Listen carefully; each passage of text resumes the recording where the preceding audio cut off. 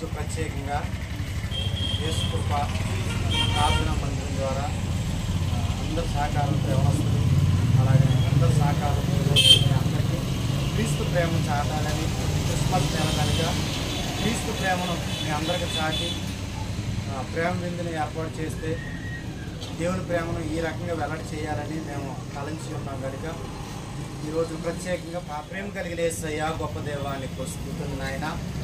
నీ కృపలో నీ దయలో ఈ రోజున ప్రత్యేకంగా వృద్ధాశ్రమంలో మేమందరం కలిసి నాయన నేను స్తుతించడానికి వారి కొన్ని మాటలు మీ మాటలు ప్రభావం మేము తెలియచేయడానికి మీరు ఎంతగానో ఈరోజు కృప చూపిస్తున్నందుకు నీకు వందనాలయ్యా. పాటలు పాడుతుండగా మంచి స్వరములు దయచేయండి, పాటల ద్వారా మహిమ తెచ్చుకోనండి. అలాగే నీ మాటలు చెబుతున్న నీ కుమారుని కూడా ప్రభు మీరు అభిషేకించండి.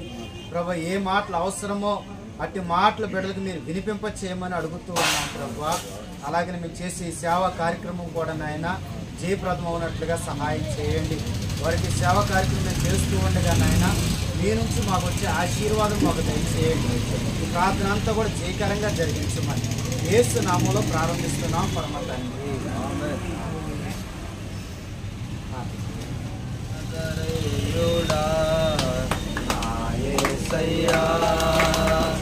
ఎన్ని యుగాలకైనా ఆరాధ్య దైవము నీవేనని గలమెత్తి నీ కీర్తిని చాటెదా. నజరేయుడా నా యేసయ్యా గగనాలను నీ జనతో కొలచితివి.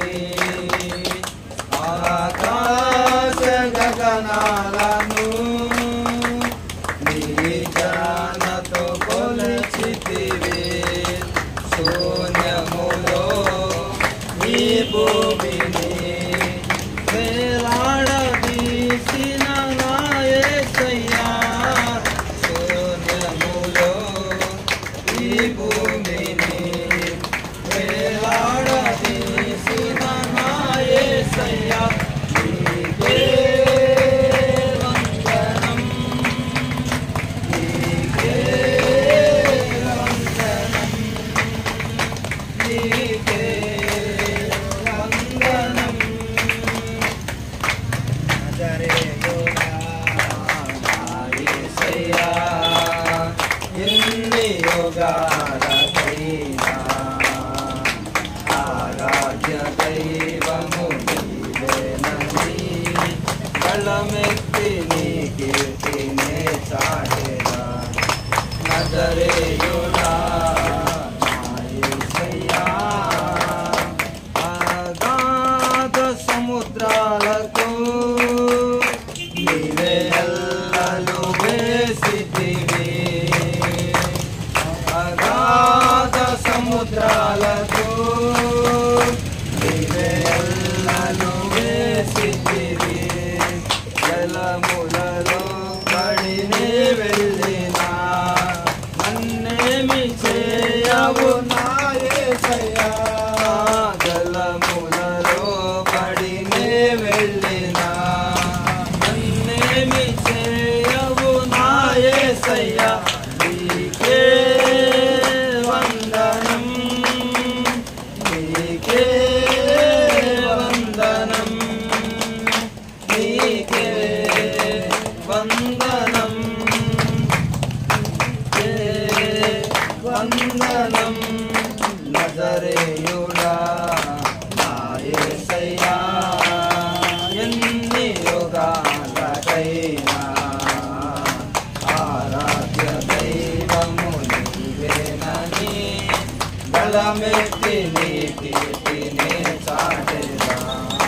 నజరేయుడా నా యేసయ్యా సీయోను శిఖరాగ్రము నీ సింహాసనమాయెన. సీయోను శిఖరాగ్రము నీ సింహాసనమాయెన. సీయోనులో నిన్ను చూడ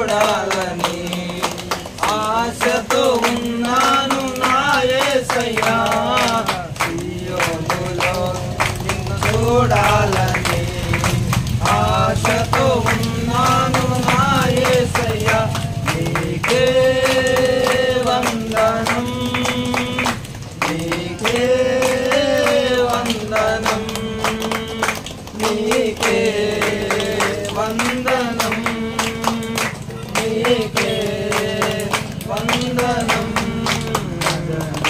నజరేయుడా నా యేసయ్యా ఎన్ని యుగాలకైనా ఆరాధ్య దైవము నీవేనని గళమెత్తి నీ కీర్తిని చాటెదా నజరేయుడా నా యేసయ్యా హల్లెలూయా ఇస్తాడు నా దేవుడు శ్రమలోనైనా నన్ను విడువడు నడిపిస్తాడు నా దేవుడు శ్రమలోనైనా నన్ను విడువడు అడుగులు తడబడిన అలసటపై పడిన అడుగులు తడబడిన అలసటపై పడిన చెయ్యి పట్టి వెన్ను తట్టి చక్కని ఆలోచన చెప్పి చెయ్యి పట్టి వెన్ను తట్టి చక్కని ఆలోచన చెప్పి నడిపిస్తాడు నా దేవుడు శ్రమలోనైనా నన్ను విడువడు అంధకారమే దారి మూసిన నిందలే నన్ను కృంగదీసిన అంధకారమే దారి మూసిన నిందలే నన్ను కృంగదీసిన తన చిత్తం నెరవేర్చుతాడు గమ్యము వరకు నన్ను చేర్చుతాడు తన చిత్తం నెరవేర్చుతాడు గమ్యం వరకు నన్ను చేర్చుతాడు నడిపిస్తాడు నా దేవుడు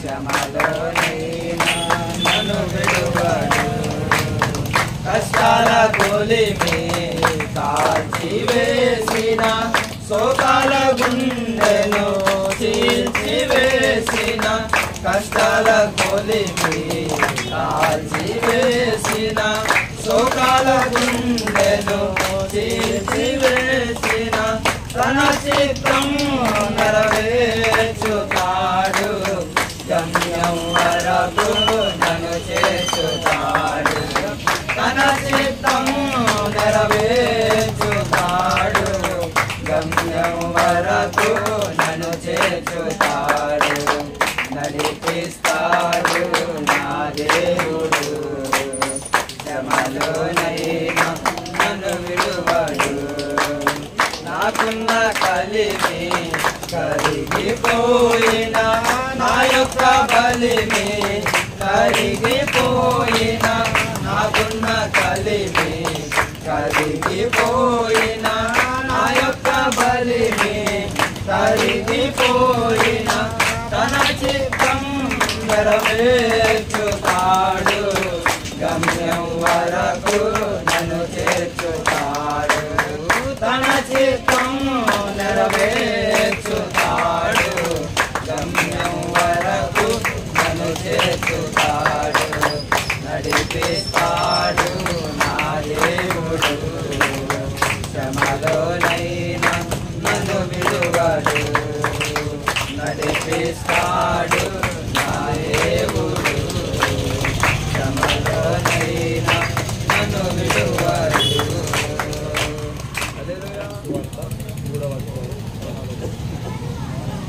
మూడవ అధ్యాయం 16వ దేవుడు లోకమును ఎంతో ప్రేమించను కాగా ఆయన తన అద్వితీయ కుమారునికి పుట్టిన వారి యందు విశ్వాసం ఉంచి ప్రతివాడు నశింపక నిత్య జీవం పొందినట్లు ఆయనను అనుగ్రహించాడు. దేవుడు లోకమును ఎంతగానో ప్రేమించాడు. ఎంతగా ప్రేమించాడు అంటే లోకం అంటే మనుషుల్ని ప్రేమించాడు. లోకం అంటే ఈ లోకం చెట్లు పుట్టని కాకుండా మనిషిని దేవుడు అధికమైన ప్రేమతో ప్రేమించాడు. ఎందుకంటే తన స్వరూపంగా తన పోలికగా చేసుకున్నాడు కాబట్టి అత్యంత కృపగలిగిన దేవుడు మానవుడు చెడిపోయినప్పటికీ విడిచిపెట్టకుండా మన ఇష్టానుసారమైనగా మనం జీవిస్తున్నప్పటికీ, దేవుడికి వ్యతిరేకంగా మనం ఉన్నప్పటికీ, మన పాపులమై ఉన్నప్పటికీ దేవుడు మనల్ని ప్రేమించి మన అనేక రీతులుగా కాపాడుచు ఆయన పోషింపజేస్తూ బ్రతికిస్తూ వస్తున్న దేవుడు మనం ఈ లోకంలో నశించిపోకుండా ఉండాలి, దేవుడి దగ్గరికి వెళ్ళాలి అంటే ఆయనకి మనకి అడ్డంగా ఉన్నది ఏంటి అంటే మన జన్మ పాపాలు అనేవి మనకి అడ్డంగా ఉంది. ప్రతి మనిషి పాపంలో పుట్టినవాడే, పరిశుద్ధుడు అనేవాడు ఎవరు లేరు.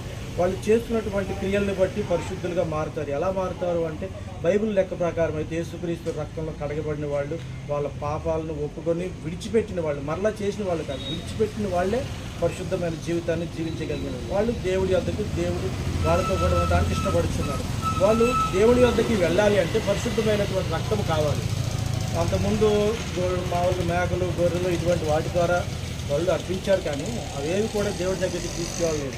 కాబట్టి దేవుడు మనల్ని ప్రేమించి తన కుమారుని పంపించి ఆయన రక్తం ద్వారా ఆయన ఈ లోకానికి యేసుక్రీస్తు లాగా జన్మించి మనిషిగా జీవించి ఎలా మనిషి అనేవాడు ఎలా జీవించాలి, కామ క్రోధ మదమత్సల నుంచి ఎలా మనిషి జీవించాలి అనేది వాటన్నిటిని విసర్జించి మంచిగా ఎలా బ్రతకాలి, ఎదుటి వ్యక్తికి ఎలా సాయం చేయాలి, ఏ విధంగా ఉండాలి మనం అనేది ఒక మాదిరిని యేసుక్రీస్తు ప్రభు వారు ఈ లోకంలో చూపించారు.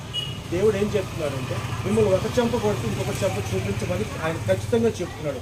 ఎందుకనంటే మన ఈ లోకంలో మనం ఏం చేస్తామంటే ఒక చెంప కొట్టి మనం 4 చెంపలు వాయిస్తాం, కానీ దేవుని ప్రేమ అలా చెప్పట్లేదు. ఒక చెంప కొట్టి ఇంకో చెంప చూపించాడు. తగ్గించుకున్నంత మాట్లాడు ఏం కాదు, ఆ మనిషి మారాలి అని చెప్పేసి దేవుడు ఆశ కలిగి తన కుమారుని హింసించారు, దూషించారు, కొట్టారు, ఆఖరికి సిలువ వేసి చంపేశారు. అయినా కూడా దేవుడు ఏమంటలా. ఎందుకంటే ఆయన చనిపోతేనే మానవ కోటికి రక్షణ అనేది ఉన్నది కాబట్టి ఆయన్ని సిలువ వేయటానికి కూడా ఆయన అప్పగించాడు. చూడండి, దేవుని కుమారుని కూడా చంపుకోవడానికి ఇష్టపడ్డాడు అంటే మానవుడు దేవుడి దృష్టిలో ఎంత ఉన్నతమైన స్థితిలో ఉన్నాడో ఒకసారి మనం ఆలోచన చేస్తే మనం అనుకుంటాం, నాదే ఉందిలయ్యా, మాదంతా అయిపోయింది, మాదే ఉంది, మన మనుషులో మనం అంత గొప్పవాళ్ళేం కాదు అనుకుంటాం. కానీ దేవుని దృష్టిలో ప్రతి ఒక్కరు కూడా ఎంతో గొప్పవాళ్ళు. దేవుని కుమారుని కంటే కూడా ఎక్కువగా మనిషిని ప్రేమించాడు అన్నమాట. అందుకనే తన కుమారుని చంపుకొని అయినా మనల్ని బ్రతికిస్తున్నాడు. ఈ లోకంలో మనం ఏం చేస్తామంటే నా కుమారుడికి ఏదైనా వ్యాధి కలిగితే అతన్ని బ్రతికించడం కోసం నేను ఎంత ప్రయత్నానికైనా చేయగలుగుతా. ఒకవేళ ఇప్పుడు ఈ మూఢనమ్మకాలను బట్టి అలా చేయాలి ఇలా చేయాలని చెప్పినా కూడా మనం చేయటానికి కూడా సిద్ధపడతాం. ఎందుకని నా కుమారుని బ్రతికించుకోవాలి, ఏది ఏమైనా సరే ఎలా చేసైనా సరే నా కొడుకుని నేను బ్రతికించుకోవాలి అనుకుంటా. కానీ దేవుడు అనుకుంటున్నాడు తన కొడుకును బలి ఇచ్చి మనల్ని రక్షించుకోవడం కోసం దేవుడు తన కుమారుని పంపించాడు. అంటే ఎంత ప్రేమ మానవుల మీద ఉన్నదానికి ఒకసారి ఆలోచిస్తే మనం అందరూ నశించిపోవడం ఆయన చిత్తం కాదు. కానీ ఈ లోకానికి మనం దేవుడు ఎందుకు పంపించాడంటే మనం మనిషిగా జీవించి మానవత్వంగా జీవించి ఎదుటి వారికి సహాయం చేస్తూ మంచిగా బ్రతికి నలుగురిని మంచిగా నడిపించాలనేది దేవుని ఉద్దేశం.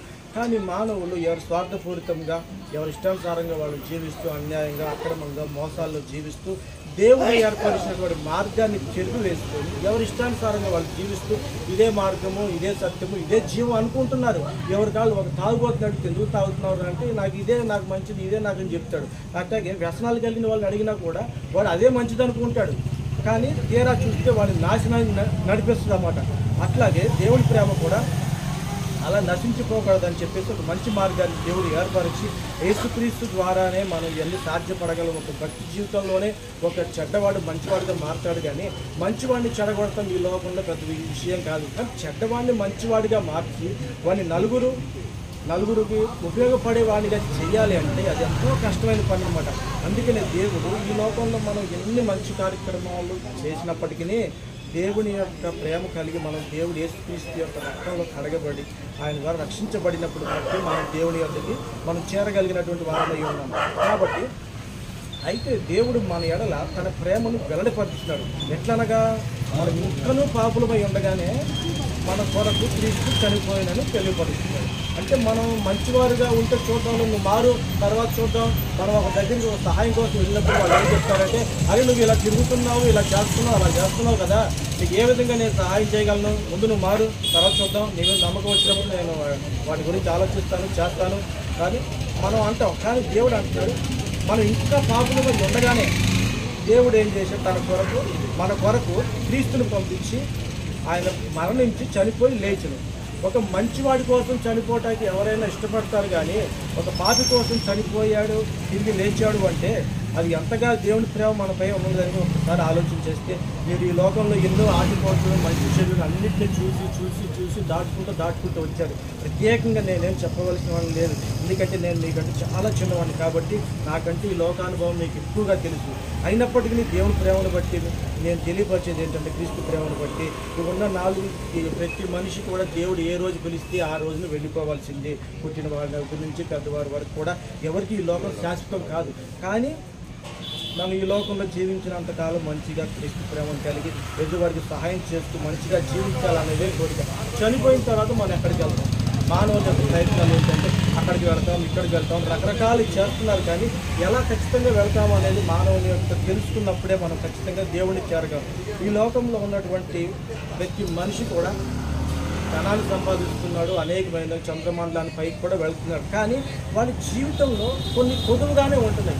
ఏంటంటే శాంతి, నెమ్మది, సమాధానం అనేవి ఈ లోకంలో మానవుడికి అందకుండానే ఉంటున్నాయి. అవి ఎక్కడ దొరుకుతాయి అంటే కేవలం భక్తి మార్గంలోనే దొరుకుతాయి. ఎక్కడ పడితే అక్కడ వాటిని డబ్బులో లేదు సమాధానం. అనేక మంది పిల్లల సంతానం ఉన్నంత మాత్రాన సమాధానం, శాంతి, నెమ్మది ఉండు. బంధువులు, బలగాలు ఎంతమంది ఉన్నా కూడా సమాధానం, నెమ్మది అనేది ఉండరు. వాళ్ళు ఒంటరిగానే జీవిస్తారు. సమాధానం లేని వాళ్ళు, నెమ్మది లేని వాళ్ళు ఎంతమందిలో ఉన్నా కూడా ఒంటరిగానే జీవించవలసి వస్తుంది. ఎందుకంటే వాళ్ళ హృదయంలో నెమ్మది లేదు, సమాధానం లేదు. ఈ లోకంలో ధనవంతులు కూడా, రాజులు కూడా, ప్రపంచాన్ని జయించిన వాళ్ళు కూడా నెమ్మది లేక, సమాధానం లేక నశించిపోయారు. అందుకని దేవుడు అంటున్నాడు, ప్రయాసపడి భారం మోసుకుంటూ సమస్త జిల్లారా నా యొద్దకు రండి, నేను మీకు విశ్రాంతిని ఇస్తాను, నా కాడి సులువుగా ఉంటుందని చెప్తున్నాడు. ఏంటి విశ్రాంతినిచ్చేది ఆయన మనకి? మన శ్రమ ఏంటి, మన భారం ఏంటంటే ఈ లోకంలో మనం నెత్తి మీద పెట్టుకుని మోసేది ఏం లేదు. కానీ మన యొక్క సమస్యలను బట్టి, మన యొక్క పాపములను బట్టి అనేక మంది వేదన పడుతూ ఉంటాం. ఇవి ఎలా చేరుతాయి, ఇవి ఎలా తీరుతాయి, ఇవి ఎలా తీరుతాయి, ఇవి అలాగని నా పిల్లలు అలా ఉంటున్నారు, వాళ్ళు ఇలా ఉంటున్నారు అని చెప్పేసి ప్రతి ఒక్కరికి ఒక సమస్య నెమ్మది ఉంది, సమాధానం ఉంది. చిన్న కూడా వంట పట్టినటువంటి జీవితాలు అన్నమాట.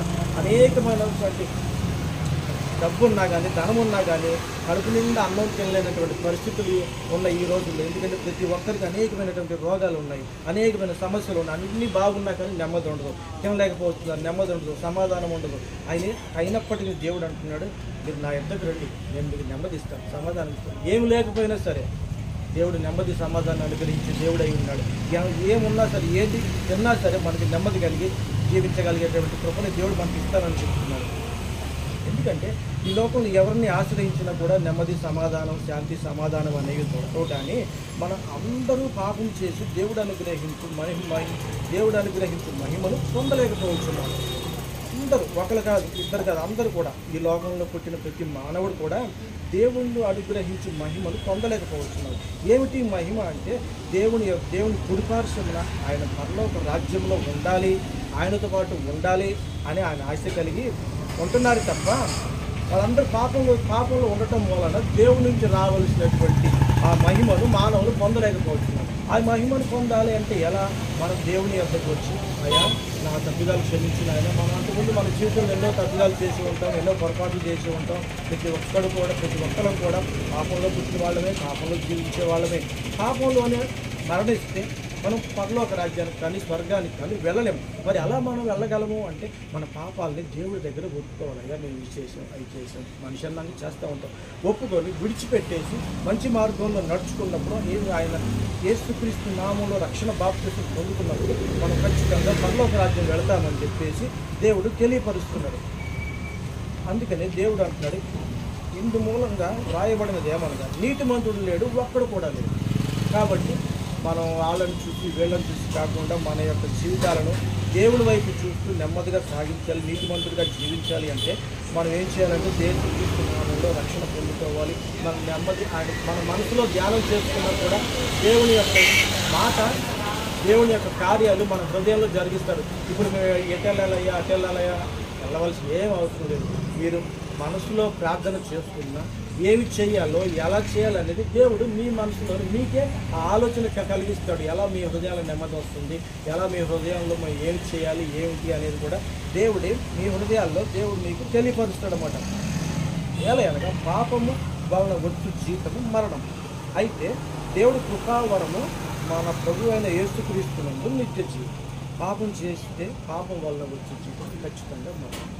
అందుకనే దేవుడు అంటున్నాడు యేసుక్రీస్తులోనే కృప నిత్య జీవం.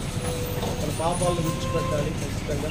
ఆయన కృపలో మనం ఉన్నప్పుడు, దేవుణ్ణి నమ్ముకున్నప్పుడు యేసుక్రీస్తునందు నిత్య జీవం కలుగుతుంది. చనిపోయిన తర్వాత కూడా మన యుగయుగాలు దేవుడితో పాటు జీవించగలిగినటువంటి వారమై ఉన్నాం. ఎందుకంటే పాపికి పరలోక రాజ్యంలో ఉంది, మంచి వాళ్ళకి మంచి స్వర్గంలో ఎలాగ స్థలం ఉంటుందో అలాగనే పాపులకు నరకం అనేది ఒకటి ఉంది. ఎందుకంటే చెడ్డవారికి, దొంగలకు, వాళ్ళందరికీ కూడా నరకం అనేది ఉంది. కాబట్టి మనం ఆ నరకానికి వెళ్ళకూడదనే దేవుడి యొక్క తపన. అందుకనే ఆయన 2024 సంవత్సరాల క్రితం యేసుక్రీస్తు లాగా తన శరీరాన్ని ధరించి మానవుడు నశించుకోవాలని చెప్పేసి మనందరి పాపములు కొడుతూ ఆయన మానవుడిగా జీవించి అనేక శ్రమలు పడి తన సొంత జనుల చేత కూడా హింసించబడి సిలువ వేయబడి రక్తాన్ని చిందించి మన కొరకు, మన పాపల కొరకు చనిపోయి తిరిగి కూడా తిరిగి లేచి ఆయనతో కూడా మనం బ్రతికిస్తాం.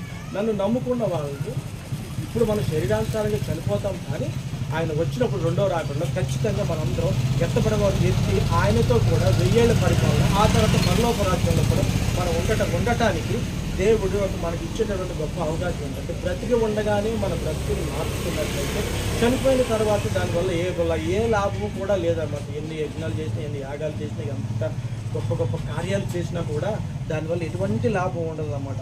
మనం బ్రతికి ఉన్నప్పుడే మన జీవితాన్ని మార్చుకుంటూ మన హృదయంలోనైనా సరే అయ్యా ఈ విధంగా నేను పాపులు ప్రభువా అని యేసునామములో చిన్న ప్రార్థన చేసుకున్నా కూడా దేవుడు మీకు ఆ నెమ్మది అనేది, సమాధానం అనేది దయచేస్తాడు. కాబట్టి ప్రతి ఒక్కరూ కూడా మీరు అనేకమైనటువంటి శ్రమల్లో నుంచి వచ్చిన వారు, మీ అందరిలో నుంచి, అవమానాల్లో నుంచి మీ జీవితాల్లో మీరు వచ్చిన వారు. కాబట్టి మీకు నెమ్మది, సమాధానాన్ని దేవుడు కలగ చేయాలి అనుకున్నప్పుడు దేవుణ్ణి ఖచ్చితంగా మీ హృదయాల్లో ఆయన చిన్న ప్రార్థన చేసుకున్నట్టయితే ఖచ్చితంగా ఆయన మీకు నెమ్మది దయచేసి ఇదిగో నేను తలుపు యొక్క నిలుస్తుంది, తలుపు వర్తిస్తున్నాను. ఎవడైనా నా స్వరం విని తలుపు తీసినేదా నేను అతని యొద్దకును వచ్చి అతను నాతో కూడా ఉండి భోజనం చేయవచ్చు. దేవుడు దూరంగా ఉండే దేవుడు కాదు. మనం ఎప్పటికీ వెళ్ళాల్సిన అవసరం లేదు, ఏ యజ్ఞ యాగాలు చేయాల్సిన అవసరం లేదు, సప్త సముద్రాలు దాటాల్సిన అవసరం లేదు. మన హృదయం వెంటనే ఉంటున్నాడు ఆయన. మనం మనసులో కళ్ళు మూసుకొని కలుసుకొని చిన్న ప్రార్థన చేసుకున్న చాలు మన దేవుడు ఆయన ఒక మాటను విడిపోయి చేస్తాడు. మన హృదయంలో నెమ్మది, సమాధానాన్ని కూడా కలుగజేస్తాడు. ఏ విధంగా మనం నడుచుకోవాలి, ఏ విధంగా జీవించాలి అనేది మనలో దేవుడు ఆయనే మార్పును కలుగజేస్తాడు. ఏ మనిషి కూడా ఎవరిని మార్చలేడు. మేము వచ్చి చెప్పినా కూడా మనుషుల్లో మార్పు అనేది రాదు. దేవుడే మీ హృదయాలను ఒక మనిషిని మార్చాలి అంటే దేవుడి వల్లనే అవుతుంది. కాబట్టి దేవుడి మూలన ఈ కార్యక్రమం అన్నీ చేస్తున్నాడు. దేవుని కృపను బట్టి మేము కూడా లోకానుసారమైన జీవితాన్ని జీవించిన వాళ్ళ, లోకంలో జీవించిన వాళ్ళు. కానీ దేవుని ప్రేమను బట్టి మేము పట్టబడిన తర్వాత దేవుని ప్రేమ కోసం మేము మా కష్టంలో నుంచి దేవుని ప్రేమ ఏదైనా చెయ్యాలి అని దేవుని ప్రేమను బట్టే. కానీ మేము ఇక్కడ ఉన్న వాళ్ళు ఎవ్వరూ కూడా ఉద్యోగస్తులు కాదు, అందరం కూడా కూలి పనులు చేసుకునే వాళ్ళమే. మా జీవితాల్లో కష్టాలు, సుఖాలు, వేదనలు, వ్యాధులు, బాధలు, రోగాలు ఇవన్నీ ఉన్నాయి. అన్నీ ఉన్నా కానీ మా దేనికంటే మా ధైర్యం ప్రార్థన చేసినప్పుడు మా దేవుడు మాకు సహాయం చేస్తాడు. ఏ పరిస్థితి అయినా సరే మనుషులకు అసాధ్యమైనది అయ్యుండొచ్చు, వైద్యులకు అసాధ్యమైనది అయ్యుండొచ్చు, కానీ నా దేవుడికి అసాధ్యమైనది కాదు. 4 రోజులు శ్రమ పడతాం, తర్వాత దేవుడు మాకు విడుదల ఇస్తాడు. 4 రోజులు కష్టపడతాం, తర్వాత సుఖాన్ని ఇస్తాడు అని విశ్వాసంతో మేము వెళ్తున్నాం. ఎందుకంటే దేవుడు ఖచ్చితంగా చెప్తున్నాడు, ఈ లోకంలో ఉన్నప్పుడు శ్రమలు వస్తాయి, బాధలు వస్తాయి, కష్టాలు వస్తాయి. యేసుక్రీస్తుని నమ్ముకోవడం అంటే కష్టాలు, కన్నీళ్ళు అన్నీ ఉంటాయి. కానీ గొప్ప ధైర్యం ఉంటుంది. ఇప్పటికిప్పుడు చనిపోయినా కూడా మేము దేవుడి వద్దకి వెళ్ళగలం అనే విశ్వాసం మాకు ఉంటుంది. ఈ లోకంలో దానం గురించి వాటి గురించి మాకు చెప్తలేదు. ఏ నాటికి కావాల్సిన దేవుడు ఆ నాటికి సమకూరుస్తున్నాడు, పోషిస్తున్నాడు, ఆరోగ్యం ఇస్తున్నాడు, నడిపిస్తున్నాడు. అలాగే మిమ్మల్ని కూడా ఇంతవరకు దేవుడు తన కృపలో తన రెక్కల సార్లు భద్రపరిచి కాపాడాడంటే దేవుని కృప కాక మరి ఏం లేదు. కరోనా టైంలో ఎంతోమంది ధనికులు, గొప్పవాళ్ళు అందరూ వెళ్ళిపోయారు. కానీ మనం ఈ రోజున ఈ స్థితిలో ఉన్నాము అంటే కారణం మనలో ఉన్న మంచి కాదు, మనం చేసే ప్రార్థన కాదు, ఇంకోటి కాదు, కేవలం దేవుని యొక్క ప్రేమను బట్టే ఈ బిడ్డ మారుతుంది. ఇంకా నా కోసం నా దగ్గరకు రావాలి. వీళ్ళు బ్రతికి ఉండగానే ఏదన్నా ప్రభువా నన్ను క్షమించిన ఆయన అంటే ఆయన కనికరణ కలిగిన వాడు, క్షమించి హక్కున చేర్చుకునే దేవుడు అన్నమాట. చనిపోయిన కుమారుడు దూరం నుంచి చూస్తున్నాడు. కొన్ని సంవత్సరాలు అయిపోయింది వాడు వెళ్ళిపోయి, దూరం నుంచి చూస్తున్నాడు. తండ్రి కోసం కుమారుడి కోసం చూస్తున్నాడు. ఎక్కడ వస్తాడేమో దారంక అని చెప్పేసి ఎక్కడో దూరం కనపడగానే తండ్రి పరుగున వెళ్ళి వాడిని పట్టుకున్నాడు. అలాగే మనం ఒక్కసారి దేవుని వైపు అలా తిరిగి ప్రభువా నేను ప్రార్థన చేయమని క్షమించిన, ఇంతకాలం ఆయన తెలిసి తెలియక లోకంలో ఉన్నాము అని ఒక్కసారి ఆయన వైపు మీ హృదయంలో మనస్ఫూర్తిగా అరాకొరగా అయితే పని జరగదు. మనస్ఫూర్తిగా ఆయన్ని మన మనసుని కలుచుకున్నప్పుడు ఖచ్చితంగా దేవుడు ఆయన నీ వైపు తిరిగి నిన్ను తన గుండెలకు హత్తుకొని నీ భారాన్నంతా తొలగించి నెమ్మది సమాధానాన్ని కూడా దేవుడు దయచేయగలుగుతాడు. ఎందుకంటే ఈ రోజున మనం కడుపు నుండి అన్నం తినగలుగుతున్నామంటే దేవుని కృప. డబ్బున్న వాళ్ళకి ఇటువంటి కృప లేదు. అనేకమైన వ్యాధులు కడుపు నుండి అన్నం తినలేదు. మనం ఈరోజు తిని కష్టించి పని చేసుకుని ఆ అన్నం తిని ఎన్ని సుఖంగా నిద్రపోతున్నామంటే దేవుని కృపే. ఇటు కృపను కూడా ఈ లోకంలోనే కాకుండా దేవుడి దగ్గర కూడా మనం వెళ్ళాలనేది దేవుడి యొక్క మా తపన కూడా. ఏదో ఒక ఆత్మ అయినా దేవుడి యొక్కకు చేర్చాలనే ఉద్దేశమే తప్ప నుంచి ఇంకా వేరే రకమైనటువంటి ఆలోచన కానీ వేరే విధమైన ఉద్దేశాలు కానీ ఏమీ లేవు. కానీ దేవుడి కొరకు మేము ఏదైనా కష్టించి పని చేయాలనేది మా ఆశ.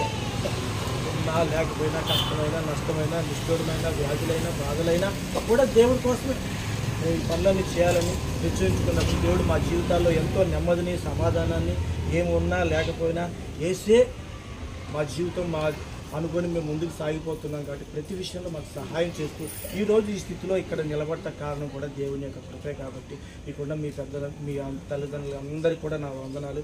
మీరు కూడా మీ హృదయాల్లో చిన్న ప్రార్థన చేసుకొని చాలు. దేవుడు మీ హృదయాల్లో నెమ్మది సమాధానాన్ని ఇచ్చి మీకు మంచి ఆదరణ కలుగజేస్తాడని దేవుడు చిన్న మాటలు మీ హృదయాల్లో కలిపించి ఆమేన్. అమ్మా మీరందరూ చాలా పెద్దవాళ్ళు, అందరూ చాలా పెద్దవాళ్ళు. చెప్పిన ప్రతి మాటల కష్టాలన్నీ మీకు తెలుసు. అందరూ విడిచిపెట్టినా దేవుడు మిమ్మల్ని విడిచిపెట్టలా. ఎవరో ఒకళ్ళ ద్వారా మాలాగా ఇంకొకళ్ళ ట్రస్ట్ ద్వారా ఏదో ఒక రూపంలో సహాయం మీకు అందుతానే ఉంది. కానీ ఇప్పటి వరకు మీరు సజీవ లెక్కలో ఉంచినందుకు దేవునికి చిన్న ప్రార్థన చేసుకుందాం. కళ్ళు మూసుకోండి అందరూ ప్రతి ఒక్కరు కళ్ళు మూసుకోండి. నా మాట వినపడుతుందా? కళ్ళు మూసుకోండి. కళ్ళు మూసుకోండి. యేసయ్యా మీకు స్తోత్రములు నాయన, స్తోత్రములు యేసయ్యా. ప్రభువా గడిచిన కాలం అంతా మీరు కాపాడుతూ వచ్చారు, భద్రపరుస్తూ వచ్చారు. అందుని బట్టి మీకు స్తోత్రాలు నాయన. తండ్రి ఈ సంవత్సరం ప్రారంభం నుంచి ముగించేంత వరకు ప్రభువా మీ కృప కలిగిన రెక్కల నీళ్ళలో మీరు భద్రపరుస్తూ వచ్చిన విధానాన్ని బట్టి మీకు స్తోత్రాలు నాయన. గత కాలం అంతా తండ్రి ధనికులైన వారు గొప్పవారు తండ్రి అందచందాలు కలిగిన వారు ఈ రోజు లేరు నాయన. మీరు మమ్మల్ని బ్రతికించి ఉంచినందుకు మీకు వందనాలు యేసయ్యా, మీకు స్తోత్రాలు నాయన. తండ్రి ఆయా ప్రాంతాల నుంచి నాయన తండ్రి ఈ ట్రస్ట్ దగ్గరకు వచ్చి ప్రభా మాకు సహాయం చేస్తున్న వారిని బట్టి ప్రభా మీరు ఇచ్చిన ప్రేమను బట్టి మీకు స్తోత్రాలు నాయన. ఇప్పటి వరకు బ్రతికించి ఉంచింది ప్రభా. తల్లిదండ్రులు విడిచిపెట్టినాను, బంధుమిత్రులు విడిచిపెట్టినాను, తండ్రి అమ్మ బిడ్డనే విడిచిపెట్టినాను ప్రభా. మీరు విడిచిపెట్టని దేవుడు కనుక నాయన మమ్మల్ని ఇప్పటి వరకు మీరు తోడుగా ఉండి నడిపించారు. అందుని బట్టి మీకు స్తోత్రాలు తండ్రి. ఈ ట్రస్ట్ ద్వారా మీరు మాకు సహాయం చేస్తున్నారు, మేము నమ్ముతున్నాము నాయన. తండ్రి ఈ బిడ్డలందరినీ మీరు ఆదరించండి నాయన. ఈ బిడ్డలందరికీ కావాల్సిన ఆరోగ్యాలను మీరు దయచేయండి నాయన. ఈ బిడ్డలకు కావాల్సిన ప్రతి అవసరత మీరు తీర్చండి యేసయ్యా, మీకు స్తోత్రాలు తండ్రి. ఇంకను తండ్రి ఎందరైతే ఉన్నారో ప్రభా వారందరికీ వీరి పట్ల చక్కటి కృప కలిగినట్లు మీరు సహాయం దయచేయండి. వీరికి కూడా గొప్ప మారు మనసును మీరు అనుగ్రహించండి నాయన. ఏ మనుషుడు పాపంలో జీవించి చనిపోతే ఇష్టం లేదు కనుక నాయన వీరిని మార్చి తండ్రి నీ యొక్క ప్రేమను వీరికి ప్రకటింప చేయమని ప్రార్థిస్తున్నాం నాయన. ఇప్పటి వరకు తండ్రి ఈ వాక్యం చెప్పబడిన వాక్యాన్ని ప్రభా వీళ్ళ మధ్య తండ్రి ఫలించినట్లుగా మీరు సహాయం దయచేయండి. మీరందరికీ చక్కటి ఆయురారోగ్యాల చేత మీరు నింపి మీ నామానికి మహిమ తెచ్చుకున్నామని యేసయ్య నామంలో ప్రార్థించి వేడుకొనుచున్నాము నా పరమ తండ్రి. ఆమేన్. అందరికీ వందనాలు. ఆశీర్వాదం కళ్ళు మూసుకున్నాం. మన తండ్రి అయిన దేవుని ప్రేమయు తన కుమారుడైన యేసుక్రీస్తు కృపయు పరిశుద్ధాత్మ అన్యోన్య సావాసం ఇప్పుడును ఎల్లప్పుడూ కూడిన మనకును ట్రస్ట్ వారికి నా తోటి సహోదరులకు వృద్ధులకు ప్రతి ఒక్కరికి దేవుడు తోడైండి నడిపించిన గాక. అందరికీ వందనాలు.